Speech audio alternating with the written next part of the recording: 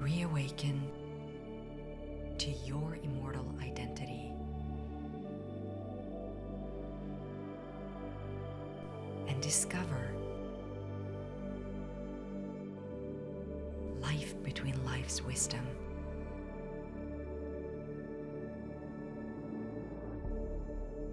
Presented by the Michael Newton Institute. Trisha Caetano, founder and director of the International Institute for Integration Therapy and Training, is internationally renowned as a pioneer in regression therapy and inner child integration. Over the past 40 plus years, she has trained licensed psychologists, medical doctors, monks, and other healing professionals in more than 13 countries worldwide in her methodology. Founded in 1994, her popular Inner Child Integration Therapy certification program is endorsed by the acclaimed Earth Association for Regression Therapy. Trisha is a highly sought-after expert and masterful facilitator who is known for helping students achieve powerful breakthroughs and accelerate their skills through her groundbreaking model of therapy. Her innovative methods are designed to achieve fast, effective results by helping people release patterns that unconsciously impact their physical, mental, and emotional behavior in negative ways. Trisha brings a great deal of depth, humor, warmth, and compassion to her work. Hi, viewers, and welcome back to a very special edition of the Wisdom series that Michael Newton Institute presents, and I feel so blessed that I can host this. But why am I extra happy today? Is because I have with us a very special guest. This guest is very special because as I'm even introducing her to you all the memories of having been present in her sessions, I fondly remember we're both in Goa and it's raining and we were sitting and having such a beautiful heart-to-heart dialogue. Viewers, I bring to you, I have to stop rambling because I'm having a bit of a fangirl moment, Trisha Caetano, someone who is synonymous with inner child healing. And as you already know, and I've already shared her beautiful introduction, which you now know who she is. But having Trisha here with us, we will be traveling along with her journey, her sharings, all her knowledge, the experiential learnings that she will so graciously share with us. Trisha, a very warm welcome to Michael Newton Institute's podcast series. We name it the Wisdom Series. Here with you, wanting you to share with us your wisdom, your love. Well, thank you so much for having me. And it's a pleasure to see you again. Same here. And also bring back the memories of Goa, where I did the 2-day shadow workshop. Yes. And we had a huge group. Trisha, for a person who so passionately continues to travel the world, I mean, you've been to more than 13 countries, you've been spreading this over the years, the decades. I'd love you to share with us your journey till here. That's a question that challenges me because number one, I have to consolidate it. And number two, to be honest, I have to tell you something about myself. Yes, please. And I'm always a bit shy about doing that. So when I started doing therapy, what I saw was that people felt better and people might do some changes along the way, but the deep and profound issues were not being resolved. And the core stayed stubbornly entrenched in the behavior, in the feelings, in the person's life. And so I thought, I'm not willing I'm not willing to be a Band-Aid. There has to be a better way to do this. And so I started with regression therapy, past life regression therapy, and became known in the United States for that. Then when I was in Los Angeles, a woman from a couple from the Netherlands were there, and I did a demo. And in the demo, I did the past life, but I brought it back to the present life childhood. And they were so amazed at what happened to her after the demo. They had all these plans of things they were going to do, work they were going to do, things, and they dumped all the plans and went to Disneyland instead. And so for them, that was a big change.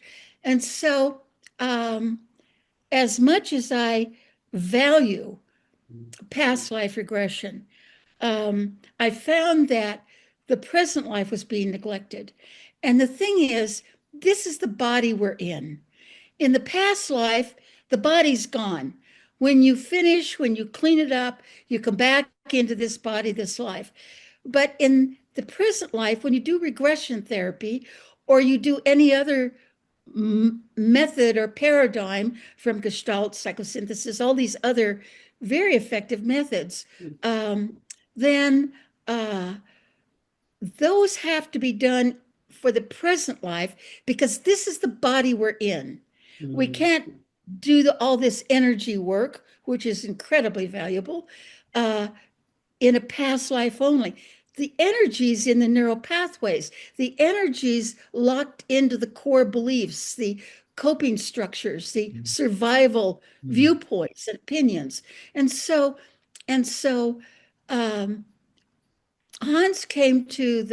and Dom came to the United States, and I was president of the Association for Regression Research and Therapy. And then I left and went to the Netherlands. So he came back, and he and I worked together for some time.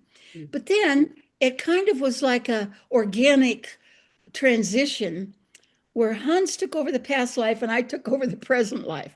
You have to be able to do body work. You have to do energy work. You have to, the belief systems that we've locked into the energy of this body, this life, we must work with that present life energy that locks in the belief systems that create the aberrant behavior. So whenever there's trauma, let's back up a bit. So when you're born, assuming that you come in clean and you have a good time in the womb and a reasonable birth, and if that's the case, then you just kind of flow. I need to cry now because I need some milk, and oh, now I need cuddling. Okay, but then when trauma occurs, it interrupts the flow, and then the life and death survival kicks in, and we establish survival viewpoints that are based on an aberrant experience. So what happens with a good experience, we just even if you cry, that's okay. But a real trauma, for example, you're born into a loving home, and then at 3 months, your mother puts you in a nursery and goes to work. And there's 10 other children in the nursery and only 2 people to take care of them. And you cry and you're abandoned. You don't get milk, you don't get changed, you don't get cuddled. And so at some point in that experience, we make a decision because of what's happening externally to us. We make a decision, and that decision is always polarized. It always comes with an always or never viewpoint. And so back to the baby who's being neglected in the nursery. Let's say that her conclusion is, I'm not worth being loved. Well, number one, that's a lie. And to digress slightly here, one of the most important, significant things we do as therapists is peel off the lies. And we have to get to the cause of the lie in order to release the impacted energy and transform our awareness into the truth. Back to our baby. So she decides, or he decides, I'm not worth being loved. And so, okay, now being able to be loved is no longer available because I'm not worth it. And so, how am I going to survive in this environment where I'm not worth being loved? So then we build what we call the coping structure. Well, because I'm not worth being loved, I have to get attention. Well, in order to get attention, I have to cry. That doesn't work. They get mad at me. So I have to not cry. And so we start building all this belief system based on the core belief, which is an absolute lie. And so we have to, okay, I back up again. So when the trauma occurs, what happens is that it's like an intense experience. Usually we're in shock very often as we go through it. Afterwards, we try and give it a place. Well, because I'm not worth being loved, it's my fault. And so, so it's like the energy then closes up and remains like a hard nut on the timeline of your present life. This can apply to past lives too, but we're going to stick to present life now. And so, okay, we're going to go on now, but we've got this thing here. And anytime something similar happens, we have a reactive response. So we meet somebody who loves us, but we're not worth being loved. So we sabotage it. We don't know why. And so this is a focus on doing what I call the blood and guts work, going deep, deep into the issues, going deep into the trauma, going through the trauma again to break up the energy, releasing the energy, healing the body, transforming the viewpoint from the negative to the truth, and then implementing that with cognitive work in the present life. It's a quick rundown. That was good. That was so good. So Trisha, this is making me question, who is Trisha? We know Trisha as a teacher, as a guide, someone who has been and I speak for myself, a large part of the work I do with my clients. While you were talking, I was still remembering class notes of initial sensitizing events, symptom producing events, connecting the dots, bringing the person to the initial sensitizing event, that inner child, get in touch with the shadow, go into the core. So all that was playing in my space. And I'm asking myself, that's Trisha, my teacher. That's Trisha sharing what we as facilitators and therapists and people in our fraternity have learned. But then my question is, who is she? I mean, I'd love to know if you're willing to share a little bit about Trisha's journey. My mother was born in Scotland, and she was born in the Highlands of Scotland, and they're fierce people. And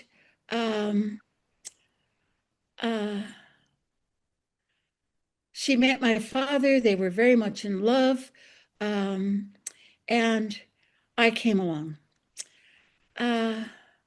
My father was an alcoholic, but unfortunately, he came from a very wealthy family.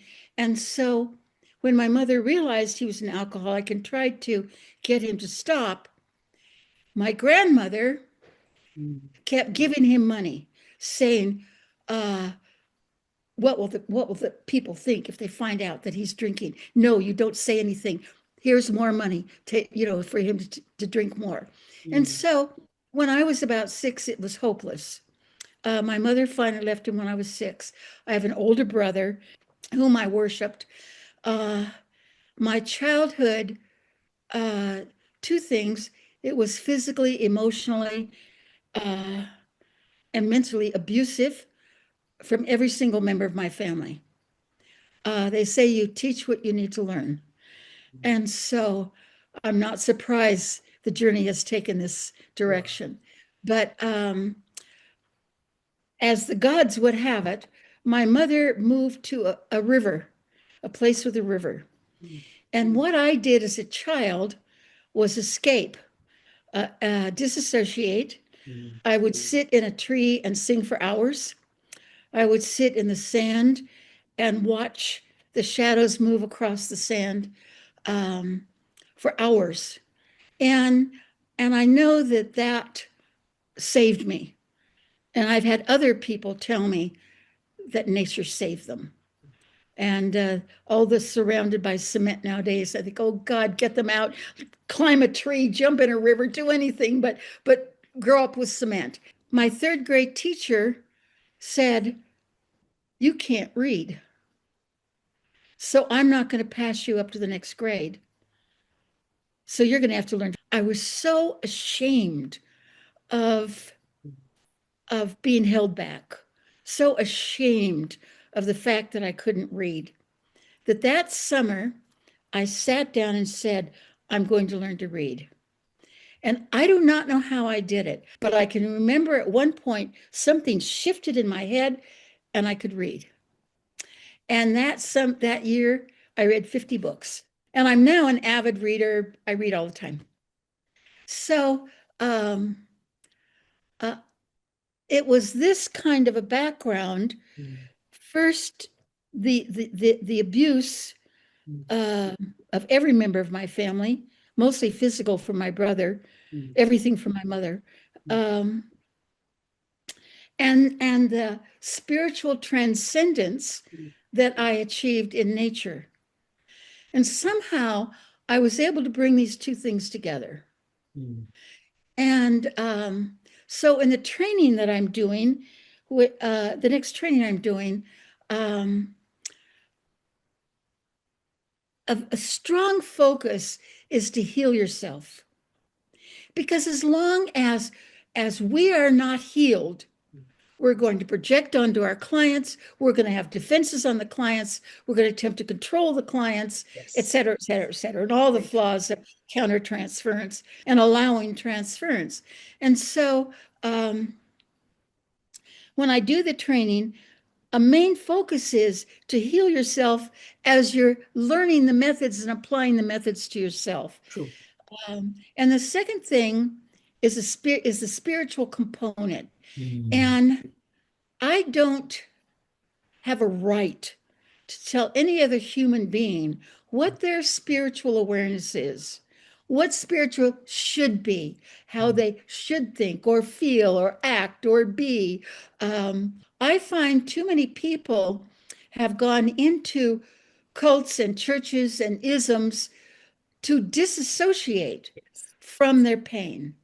So rather than having the courage to walk in our door, Indrani, which I bless every person who walks in my door, they instead escape into a disassociative way to avoid their feelings.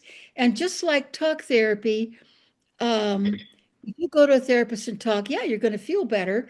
And maybe you'll hear enough to change some of the way you do things. But happiness is an elusive thing. And for me, joy is a main part of living. Joy is a right of every human being. Yes. But if you're trying to be good or trying to not make a mistake or trying to do it the way you're supposed to, there's no joy. Yeah. You're so busy controlling your behavior that you block out everything that doesn't go with these core beliefs. Someone loving me and that feels good, I have to sabotage that because I'm not worth being loved. And so then you can't have love. And so the point is that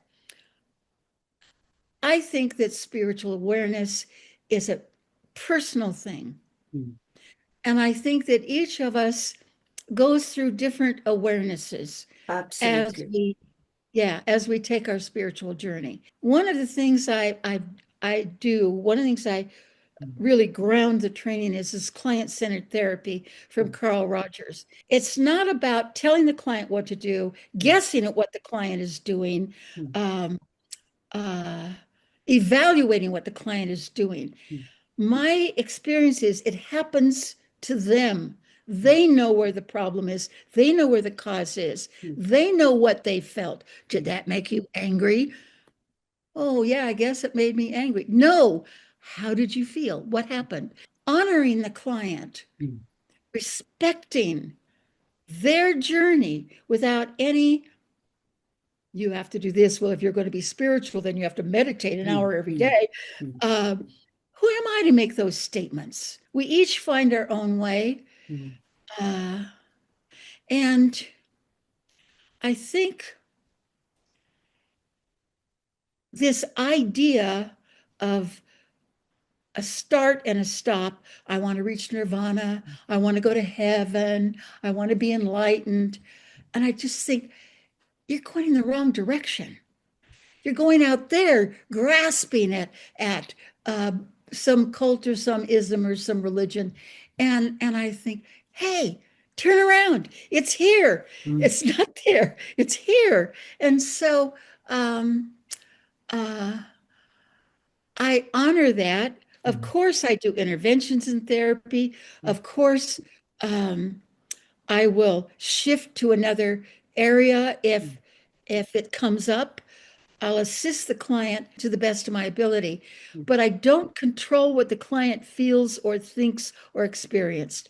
As children, we are told daily what to feel, what to think, how to act, how to behave, and what we're supposed to do and what we're not supposed to do. And so, enough. We don't need to do that as therapists. We don't need to step in and control what our client is supposed to feel or do. We make the space for the client to feel, be, and do whatever they have to do to heal themselves. That's our job.